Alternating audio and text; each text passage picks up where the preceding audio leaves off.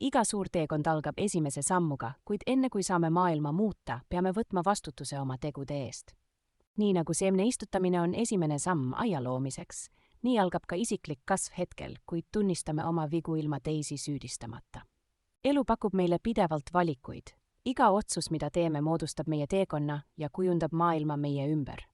Kaos muutub korraks, kui otsustame oma keskkonna eest vastutuse võtta. Alustage väikestest muutustest, mis järk-järgult kasvavad suuremateks. Väikesed lahkuse teod võivad kellegi päeva muuta, kuid need saavad alguse teadlikust otsusest olla hoolivam ja tähelepanelikum kaasinimeste suhtes.